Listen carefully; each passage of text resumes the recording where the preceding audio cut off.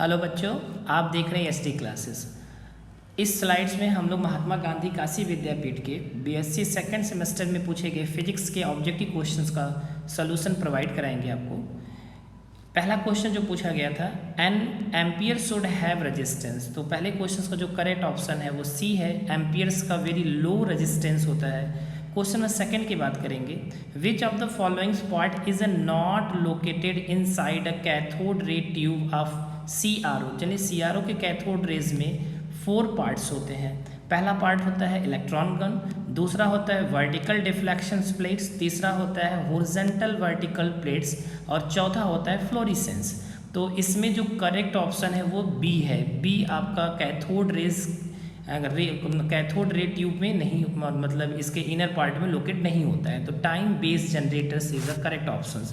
Third question था, a voltmeter should have resistance. तो ampere ammeters का low होता है तो वोल्ट मीटर का वेरी हाई होता है, क्योंकि अगर वेरी हाई नहीं होगा तो कुछ करेंट्स जो होंगे वोल्ट मीटर में फ्लो कर जाएंगे, जिसके कारण एरर आते हैं। इसलिए इसका करेक्ट ऑप्शन थर्ड का बी है।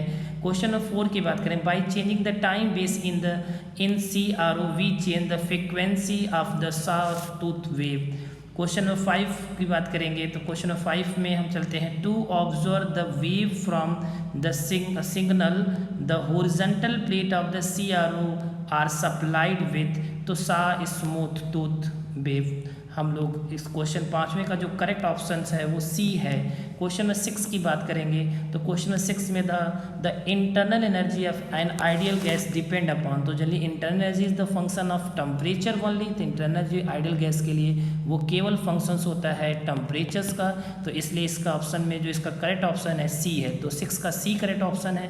The specific heat of a gas 7 question की बात करेंगे तो इसमें पहला ऑप्शन था, has only 2 value CP and CV, has unique value at a given temperature, can have any value between the 0 and infinity, depend upon the mass of the gas. तो correct option C है, क्योंकि specific heat की बात करते हैं तो C is equal to हम लोग फॉर्मूला पढ़े Q/m इंटू डेल्टा T। अगर सडनली प्रोसेस होता है तो इस केस में Q 0 हो जाएगा, तो Q अगर 0 है तो C इज़ 0, तो स्पेसिफिक हीट 0 भी हो सकता है। इस तरीके अगर डेल्टा T 0 हो गया, if value of delta T is 0 then the C become infinitive, so the value of specific heat can have any value between the 0 and infinity। तो option C is correct. Option question number 8 की बात करेंगे, during adiabatic compressions of a gas its temperature. तो compressions में हमारा temperature increase करता है, जबकि एक्सपेंशन में टेम्परेचर फॉल करता है। तो इसका करेक्ट ऑप्शन ए होगा, during the adiabatic compressions temperatures of gases rises. Question number 9 की बात करेंगे तो in which process the enthalpy remains constant. तो किस प्रोसेस में एंथैल्पी आपकी कांस्टेंट होती है? तो during the adiabatic process heat is constant, during the isobaric process pressure is a constant, during the isochoric process volume is constant, but during the Joule-Thomson expansions enthalpy of system remains constant। so correct option is D। 9 का D correct option होगा। 10 question की बात करेंगे, अ Karnad cycle contain. तो Karnad cycles में हमारे 4 path होते हैं। इन 4 पाथ में से 2 पाथ जो होते हैं वो होते हैं आपका आइसोथर्मल और 2 पाथ होते हैं एडियाबैटिक प्रोसेस। तो इसका करेक्ट ऑप्शन सी है। 10 का C correct option 2 isothermal and 2 adiabatic process. Question number 11 की बात करेंगे तो a Carnot engine is operated between temperature 100 degree Celsius and 50। तो इट्स इफिशिएंसी हमें फाइंड आउट करना था। तो efficiency of Carnot engine eta is equal to T1 minus T2 by T1, where T1 is the temperature of source and T2 is the temperature of sink. तो दोनों temperature का difference हो जाएगा 50 and the T1 is again temperature of source. Kelvin में convert कर लेंगे तो आ जाएगा 373 इंटू 100%। की बात करेंगे eta in percentage, then the obtained value is 13.4। तो करेक्ट ऑप्शन इज ए। 11 का करेक्ट ऑप्शन आपका ए होगा। 12 की क्वेश्चंस की बात करेंगे तो 12 क्वेश्चन कर रहा है कि if the temperature of the source increases the efficiency of Carnot engine. तो कर्नाड इंजन की एफिशिएंसी इंक्रीज कर जाएगी, सोर्स का टेम्परेचर इंक्रीज करेंगे। अगला क्वेश्चन है 13 की बात करेंगे तो 12 का क्वेश्चन नंबर ए करेक्ट है। 13 में करा the first law of the thermodynamics is a special case of the, तो इसका करेक्ट ऑप्शन डी है, law of conservation of energy. 13 का डी करेक्ट ऑप्शन है। 14 की बात करेंगे तो N equivalence of the two system in the thermal equilibrium is represented by, तो जब थर्मल इक्विलिब्रियम में होते हैं तो टेम्परेचर T1 बराबर T2 होता है, मीन टेम्परेचर सेम होगा। हमारे जनरली हम 3 प्रकार के इक्विलिब्रियम पढ़ते हैं, थर्मल इक्विलिब्रियम, केमिकल इक्विलिब्रियम और मैकेनिकल इक्विलिब्रियम। केमिकल इक्विलिब्रियम में केमिकल पोटेंशियल सेम होता है, मैकेनिकल इक्विलिब्रियम में फोर्स आपके सेम होते हैं। तो इसमें थर्मल इक्विलिब्रियम आपसे पूछा गया था, तो इसलिए इसका करेक्ट ऑप्शन ए होगा। 15 क्वेश्चन की बात करेंगे तो the gain of the entropy of working substance in the Carnot cycles, negative positive, correct जो ऑप्शन दिया था negative positive zero depend upon the temperature. तो जनरली कार्नोट साइकिल की बात करेंगे तो S1 जो हो जाएगा वो हो जाएगा Q1 बाई T1 पहले केस में। S2 की बात करेंगे माइनस Q2 बाई कितना हो जाएगा T2 माइनस, सिंस हम पढ़ चुके हैं in the case of the Carnot cycles Q1 is equal to Q2, तो रिजल्ट इन जीरो आएगा। Q1 by T1 minus Q2 by कितना आएगा T2, तो यहाँ से आपके क्या जाएंगे जीरो वैल्यू आएंगे, तो सिंस ये वैल्यू आपके इक्वल होंगे तो यहाँ से आपके जीरो, तो option C is a correct. The gain in the entropy of the working substance in the Carnot cycle is zero. Which relation is represent the Clausius theory, Clausius theory के case में integration close cycles dq by T is greater than zero, तो option C is correct. 16 का C correct है। The efficiency of Carnot engine is, जहाँ पे T1 is the temperature of source and T2 is the temperature of sink, तो इसका correct option होगा eta is equal to T1 minus T2 by T1, तो यहाँ पे आपका ऑप्शन ए इज करेक्ट। तो 17 का ए क्वेश्चन करेक्ट है। 18 की बात करेंगे Clausius inequality is represented by, तो Clausius inequality is represented by close circuit greater और इक्वल टू जीरो, तो ऑप्शन सी करेक्ट सही है। 18 का सी करेक्ट सही है ऑप्शन।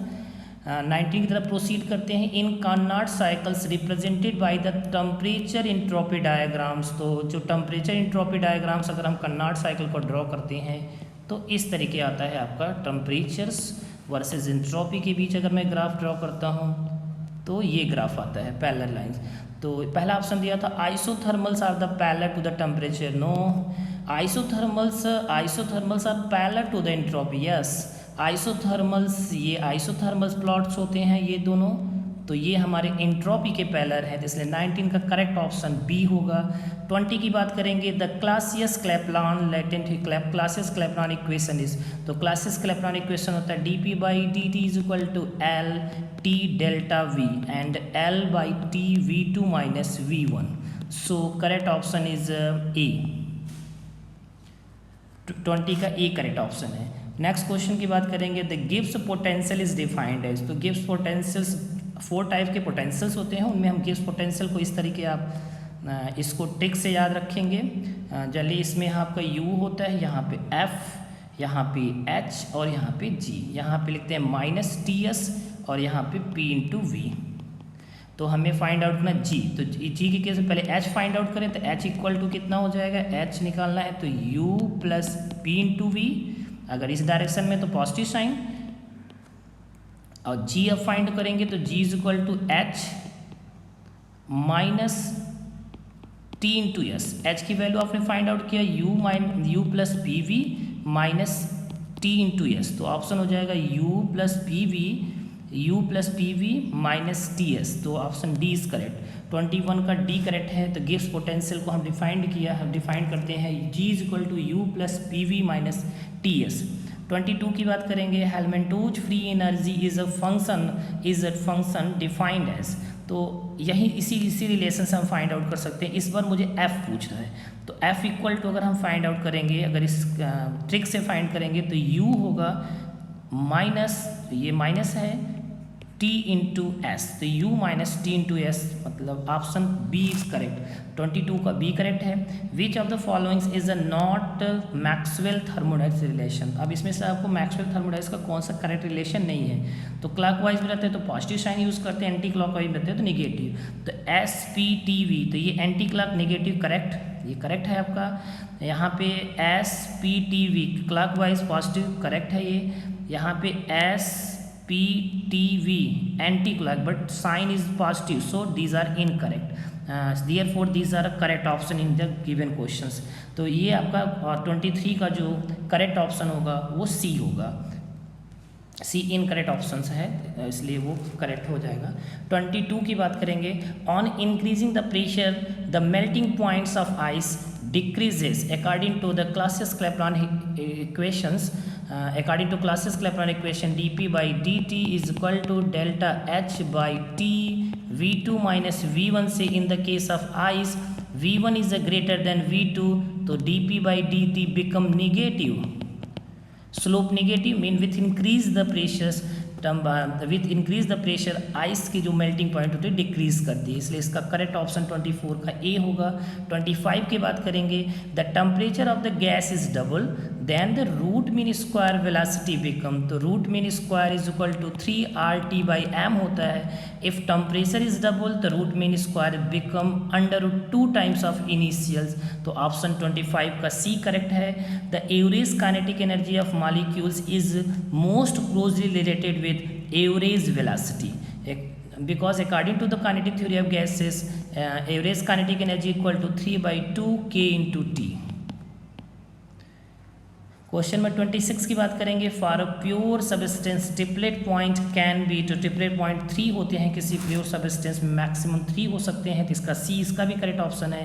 अगला 28 की बात करेंगे, the van der Waals gas equation for the 1 mole of real gas, तो हम वंडरवल इक्वेशन की बात करेंगे तो P + A/v², V - V is equal to RT for 1 mole of gas ideal gas, तो 28 का करेक्ट ऑप्शन बी है। The critical coefficient for the real gas, हाँ यहाँ पे PC/VC RT रिवर्स कर दिया, तो PC/VC by R into TC is equal to हम पढ़ते हैं तो आता है 3/8, तो इसमें आपसे क्वेश्चन पूछा RTC बाई PC/VC की वैल्यू कितनी होगी, तो this equal to 8/3, so option D is correct. 28 का डी करेक्ट है।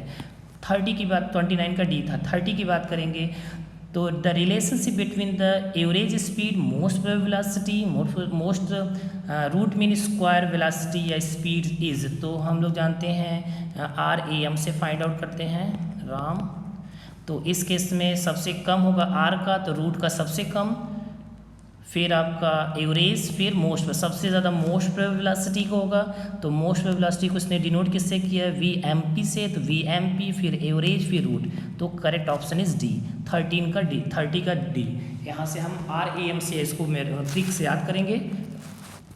नेक्स्ट 30 की बात करते हैं, if the inversion temperature TI है, बॉयल टेम्परेचर TB है, क्रिटिकल टेम्परेचर TC है, इनमें रिलेशनशिप पूछा है, तो TI इज इक्वल टू हम पढ़ते हैं 2A/RB होता है, TB इज इक्वल टू हम पढ़े हैं A/RB होता है, और TC इज इक्वल टू होता है 8A/RB, 8A/RB। ओके, तो यहाँ पे TI is greater than TB and these are greater than TC, तो option B is correct. TI is greater than TB, क्योंकि TI और TB में एक दूसरे का 2 टाइम्स है, मतलब TI is the 2 times of TB, और TC से उसके बाद ग्रेटर है, तो ऑप्शन बी इज करेक्ट होगा इसका। द थर्मोडाइनमिक पोटेंशियल, तो 4 थर्मोडाइनमिक पोटेंशियल्स होते हैं, internal energy, enthalpy, Gibbs free energy, Helmholtz, तो ऑप्शन बी इज करेक्ट। 32 का बी इज करेक्ट है, 31 का भी बी था आपका। 30 की बात करेंगे, if the degree of freedom of the gas molecule is F then CP/CV, तो CP/CV इसी को हम गामा से डिनोट करते हैं, ये था आपका F + 2/F, ये फॉर्मूला होता है, तो 1 + 2/F आ जाएगा, तो 1 + 2/F ऑप्शन, हाँ yes option A is correct, तो 33 का ऑप्शन ए करेक्ट है। 34 की बात करेंगे, good absorber are the good emitters, the statement is, तो ये स्टेटमेंट हमें किरचॉफ ने दिया था, this statement was given by the Kirchhoff, the good from a body which are a good absorber then these are also good emitters. आपको बताना है comment box में प्रोवेस्ट का नियम क्या था, प्रोवेस्ट ने जो अपना स्टेटमेंट दिया था वो बताए। स्टीफेंस तो आप जानते हैं, emissive power is directly proportional to T⁴, Wien's displacement law lambda × T is equal to constant, lambda maximum sorry, constant होता है। इसका थर्मल रेडिएशन थर्मल रेडिएशन से हीट रिलीज होता है, हीट प्रोड्यूस होता है, तो ऑप्शन ए इज करेक्ट। 34 का बी करेक्ट था, 35 का ए करेक्ट है आपका। 36 की बात करेंगे, for perfect black body the absorptive powers is 1। For perfect body जो होता है वो टोटली रेडिएशन को एब्जॉर्ब कर लेता है, तो इसलिए इसका ऑप्शन 36 का फर्स्ट होगा। ऑप्शन 37 की बात करेंगे, क्वेश्चन नंबर 37 की बात करेंगे, the star which appear blue will be. तो जो ब्लू अपीयर्स होता है तो according to Wien's displacement law lambda M into T is equal to constant, तो T is inversely proportional to 1 lambda M. तो सिंस ब्लू लाइट का जो wavelength होता है वो सबसे मिनिमम होता है, तो टेम्परेचर हाई होगा, तो much hotter than the sun. Option A is correct, 37 का ए करेक्ट है। विंस डिस्प्लेसमेंट लॉ यहाँ से हो ही गया था, lambda M into T is constant, तो 38 का बी करेक्ट ऑप्शन है। The value of Wien constant की जो वैल्यू होती है वो जनरली होती है 2.87 इंटू 10 के पावर -3 मीटर कैल्विन। तो ऑप्शन 2.-2 ओके यहाँ पे बी करेक्ट होगा, बट यहाँ पे थोड़ा सा यहाँ पे आंसर होना चाहिए था, इसका थोड़ा सा क्वेश्चन का ऑप्शन में मॉडिफिकेशन था, 2.87 होता है, but most appropriate answer is a B, तो 39 का बी करेक्ट ऑप्शन है। 40 की बात करेंगे, which methods of the heat transfer does not required a medium. तो रेडिएशंस के केस में there have no need of a medium for the transfer of heat from one place to another place, तो option 40 का C correct option है। 41 की बात करें, the average energy of Planck's oscillator is. तो planks oscillators के लिए जो एवरेज एनर्जी का जो फॉर्मूला होता है H nu divide by E के पावर एच न्यू बाई के टी -1, तो 41 का करेक्ट ऑप्शन सी है। 42 की बात करेंगे, a body does not emit radiation at. तो जीरो का एब्सोलूट जीरो टेम्परेचर पे जो होता है बॉडी कोई हीट रेडिएट नहीं करता, इसलिए इसका जो करेक्ट ऑप्शन 42 का होगा वो होगा 0 केल्विन। 42 का बी करेक्ट ऑप्शन है। 43 की बात करेंगे, the time constant for LR circuit. तो एलआर सर्किट के लिए जो टाइम कांस्टेंट होता है वो होता है L/R। आपको कमेंट बॉक्स में बताना है सीआर सर्किट के लिए टाइम कांस्टेंट की वैल्यू कितनी होती है। नेक्स्ट क्वेश्चन की बात करेंगे, 44 की बात करेंगे, in the LCR series if L1/LC is equal to R/4L² the circuit is. तो हमारे 3 कंडीशंस होते हैं, इसमें क्रिटिकल डैम्पिंग ऑप्शन करेक्ट है, जब इक्वल होते हैं तो क्रिटिकल डैम्पिंग, लेस हो जाता है तो ऑसिलेटर्स, ग्रेटर हो जाता है तो डेड बीट हो जाता है, तो 44 का जो करेक्ट ऑप्शन है वो बी ऑप्शन करेक्ट है। नेक्स्ट 45 की बात करेंगे, the time period for LC electronic circuit. तो जो टाइम पीरियड होता है वो होता है आपका 2π√LC, ऑप्शन ए करेक्ट है। 45 का ए ऑप्शन करेक्ट है। Maxwell bridge is use for the measurement of. तो मैक्सवेल ब्रिज का यूज़ करते हैं इंडक्टेंस को मेजरमेंट करने के लिए, डीसी सर्किट के लिए यूज़ होता है। नेक्स्ट पढ़ते हैं, Wien bridge can be use for the measuring of harmonic distortions. तो ऑप्शन ए करेक्ट है, इससे हम फ्रिक्वेंसी का डिटर्मिनेशन मेजरमेंट करते हैं, तो ऑप्शन ए करेक्ट है। 47 का ए करेक्ट ऑप्शन है।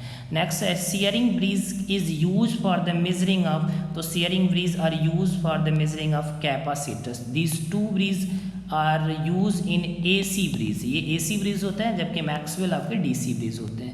नेक्स्ट बात करेंगे तो 48 का सी करेक्ट ऑप्शन है। 49 की बात करेंगे, network theorem can be apply network with. तो network theorem can be apply to both AC and DC sources, दोनों सोर्स के लिए अप्लाई किया जाता है, तो 49 का जो करेक्ट ऑप्शन है वो सी करेक्ट ऑप्शन है। नेक्स्ट क्वेश्चन बात करेंगे 50, dual of the Thevenin's theorem is. तो थ्योनीज थ्योरम जो ड्यूअल होता है वो नॉर्टन थ्योरम का ड्यूअल होता है, इक्विवेलेंस होते हैं, इसमें क्लोज सर्किट्स हो जाता है, इसमें जबकि ओपन्स होते हैं। नेक्स्ट क्वेश्चन 50 का तो बी करेक्ट ऑप्शन है। 51 की बात करेंगे, a network containing electrical circuit elements without energy source. तो विदाउट एनर्जी सोर्स तो पैसिव होगा, विथ एनर्जी सोर्स होता है तो एक्टिव हो जाता है, तो 51 का जो करेक्ट ऑप्शन है वो बी है। Norton theorem to a circuit yield. तो नॉर्टन थ्योरम में हम लोग यूज़ करते हैं ऑप्शन को ध्यान देते हैं, equivalent circuit of source, no source source के स्थान पे करंट होता है, करंट सोर्स करेक्ट है बट नॉट अ सीरीज नहीं होता बट पैरेलल होता है, so these are not correct option. Equivalent source circuit, yes equivalent source circuit I था dash, and impedance parallel, yes Z dash is parallel. तो कॉर्नाट से जो नॉर्टन थ्योरम में होता है वो सोर्स होता है इक्विवेलेंट सोर्स होता है आई डैश, उसके साथ इम्पीडेंस पैरेलल में होता है, तो 52 का जो करेक्ट ऑप्शन है वो बी है। नेक्स्ट बात करेंगे, pure semiconductor material at temperature of 0 kelvin behave as, तो 0 केल्विन पे generally all the these behave like insulator, perfectly insulator की तरह बिहेव करता है, so the correct option is 53 का डी, क्योंकि यहाँ पे कोई भी चार्ज कैरियर आपके प्रेजेंट नहीं होते हैं। 0 केल्विन की बात करेंगे, परफेक्ट आपके आइडियल मेटल्स आइडियल कंपाउंड्स हो जाएंगे। बात करते हैं 54 की बात करते हैं, तो 53 का डी करेक्ट ऑप्शन है। 54 की बात करेंगे, P type semiconductor material is, तो पी टाइप सेमीकंडक्टर में ट्राई वैलेंट इम्प्योरिटी ऐड करते हैं, तो silicon doped with the indium, yes these are trivalent impurity, these are pentavalent impurity, so N type semiconductor, तो इसका correct option 54 का A होगा। The energy gap between the valence band and the conduction band in the semiconductor is 1 to 2 electron volt, तो 55 का correct option B. Next question की बात करेंगे, 56 की बात करेंगे, semiconductor conductivity only due to breaking of the covalent bond is, तो intrinsic semiconductor इसका करेक्ट ऑप्शन है, क्योंकि in case of intrinsic semiconductor concentration of holes is equal to concentration of electron, तो therefore the we increase the temperature then the number of covalent bond break and produce the number of holes and electron pair. So for this option, for this question the correct option is C. For intrinsic semiconductors के case में जो होता है वो breaking of covalent bond से conductivity increase करता है। 55 की बात करेंगे, forward biasing in the P N junction, तो जब हम फॉरवर्ड बायसिंग करते हैं mean when the positive terminals is connected with the P type semiconductor and negative terminal is the connected with the N type semiconductor, then the width of depletion layer decreases, means resistance decreases. Okay, तो आपका increase नहीं, यहाँ पे increase in the resistance गलत, decrease in resistance yes, short direction गलत, आपका यहाँ पे इंक्रीज ऑफ द पोटेंशियल ये भी रॉन्ग है, तो ऑप्शन बी इज करेक्ट, 57 का बी करेक्ट है। 58 की बात करें, the potential barrier at the P N junctions is due to, हाँ यहाँ पे जो पोटेंशियल बैरियर पे जो हमारा जनरेट होता है पी एन जंक्शंस में, वो generally fixed donor and the acceptor ions के कारण होता है, ड्यू टू डिफ्यूजन्स के कारण आपके यहाँ पे चार्ज फिक्स एन टाइप की तरफ होल्स और पी टाइप की तरफ इलेक्ट्रॉन्स का जो एकोमुलेशंस हो जाता है, जिसके कारण हमें वेरियस जनरेट होता है, वो किसके कारण होता है, फिक्स डोनर एंड एक्सेप्टर्स के कारण। The ripple factors of the full wave rectifiers is, तो हम जिसकी इफिशिएंसी ज़्यादा हो उसका रेफिल फैक्टर कम होता है, तो ये तो इफिशिएंसी दिया, ये तो हाफ वेव रेक्टिफायर की इफिशिएंसी, ये फुल वेव रेक्टिफायर की इफिशिएंसी है, ये हाफ वेव का रेफिल फैक्टर है, ये फुल वेव का, तो ऑप्शन डी इज करेक्ट 0.48, तो 59 का डी करेक्ट है। Zener diode is used for, तो Zener diode use as a voltage regulators, तो constant voltage means option C is correct, 60 का सी ऑप्शन करेक्ट है। How many diodes are use in a bridge rectifier, तो 4 diode are use in a bridge rectifier, 4 arm में जितने भी arm होते हैं वहाँ पे 4 डायोड यूज होते हैं, तो ऑप्शन 61 का 4 करेक्ट है, मतलब डी करेक्ट है। 62 की बात करें, अब photo diode is normally reverse biased, photo diode जो होते हैं आपके रिवर्स बायस में होते हैं, तो 62 का करेक्ट ऑप्शन बी है। 62 के बाद 63 की बात करेंगे, a PN junctions that radiate energy as a light instead of heat is called LED, उसे हम एलईडी कहते हैं। 63 का ए ऑप्शन करेक्ट है, जिसमें लाइट हीट ना होकर बल्कि लाइट एनर्जी रिलीज होता है, उसे एलईडी कहा जाता है, light emitting diode. Next question 64 की बात करें, 63 का ए करेक्ट है। 64 की बात करेंगे, negative resistance characters shown by, तो नेगेटिव रेजिस्टेंस जो होता है वो टनल डायोड में होता है। Tunnel diode is not a normal diode, this have a negative resistance बाकी सारे आपके डायोड में पॉजिटिव रेजिस्टेंस होते हैं। नेक्स्ट पढ़ते हैं हम लोग 65 के बाद 64 का सी करेक्ट ऑप्शन है, टनल डायोड होगा। 65 the arrow of the emitters of a transistor indicate, तो एरो जो दिखाता है फ्लो ऑफ होल्स होता है, तो फ्लो ऑफ होल्स के डायरेक्शन में करंट होगा, तो direction of conventional current flow, correct option D 65 का डी। जो emitter of the transistor indicate करता है वो हमें जनरली होल्स का मूवमेंट दिखाता है, तो होल्स जिस डायरेक्शन में होगा उसी डायरेक्शन में करंट फ्लो करेगा, तो 65 का D correct option.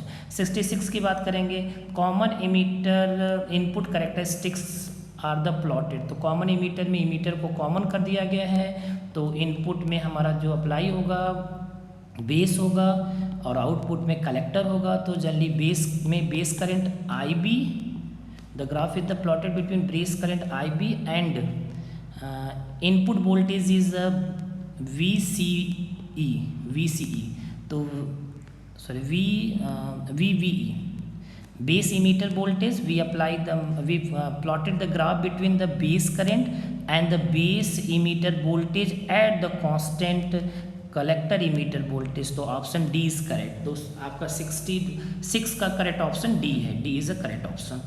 The relationship between the emitter current IE, base current IB and the collector current IC, तो हमारा रिलेशन जो होता है IE is equal to IB plus IC, यहाँ पे IC के टर्म में पूछा है, तो IC is equal to IE minus IB, तो इसका जो करेक्ट ऑप्शन होगा IC सही है, IC is equal to IE minus IB, तो 67 का C ऑप्शन करेक्ट है। 68 की बात करेंगे, for a transistor the relationship between common base gain current gain alpha, common emitter gain beta में क्या रिलेशन था, तो चलिए हम पढ़ते हैं beta is equal to relation जो पढ़े हैं अल्फा 1 माइनस अल्फा, तो यहाँ से आपका alpha equal to find out करेंगे, तो beta 1 minus alpha, so correct option is A. 68 का जो करेक्ट ऑप्शन है वो ए है। 69 की बात करेंगे, the load line is the graph between, तो load line is the graph between collector current and collector emitter voltage. 70 की बात करेंगे, the operating points is also known as the Q points, तो सो ऑप्शन करेक्ट 70 का B है। 71 की बात करेंगे, an ideal value of stability factor, तो आइडियल वैल्यू स्टेबिलिटी फैक्टर का 1 होता है, एस की आइडियल मिनिमम वैल्यू आपकी 1 होती है। 72 की बात करेंगे, the process of the changing a weak signal into a strong signal without changing its shape, तो so this is known as the amplifier. Amplifier एक वीक सिग्नल को स्ट्रॉन्ग सिग्नल में कन्वर्ट करता है विदाउट शेप को change किए, तो so this device is known as the amplifier. Next तो 72 का डी करेक्ट ऑप्शन है। नेक्स्ट की बात करेंगे, 73 की बात करेंगे, CRO can not be use to measure, तो CRO फ्रिक्वेंसी मेजर करता है, फेज भी मेजरमेंट करता है, वोल्टेज भी मेजरमेंट करता है, बट पावर नहीं मेजरमेंट करता है, तो 73 का जो करेक्ट ऑप्शन होगा वो सी होगा, CRO can not be use for measuring power. 74 की बात करेंगे, multimeters is use to measuring, multimeters हमारा वोल्टेज मेजरमेंट करता है, करंट और रेजिस्टेंस, इसमें लिखा है पहले ऑप्शन में वोल्टेज करंट, रेजिस्टेंस भी मेजरमेंट करता है, current power, option D is correct. Voltage current and the resistance all are the measured by the multimeter. Last question 75 की बात करेंगे, the material use to coated inner side of the CRT, तो inner side में हमारा florescence होता है, florescence के लिए हमें फ्लोरिसेंस शो करने वाला मटेरियल चाहिए, तो phosphorus is needed for the inner coated inner side of the CRT, तो 75 का डी ऑप्शन करेक्ट है। सो ये टोटल क्वेश्चन था जिसे जो महात्मा गांधी काशी विद्यापीठ में पूछा गया था, इसका ये कंप्लीट सोल्यूशन है। तो वीडियो को लाइक शेयर और सब्सक्राइब करना ना भूलें। Thank you for watching video.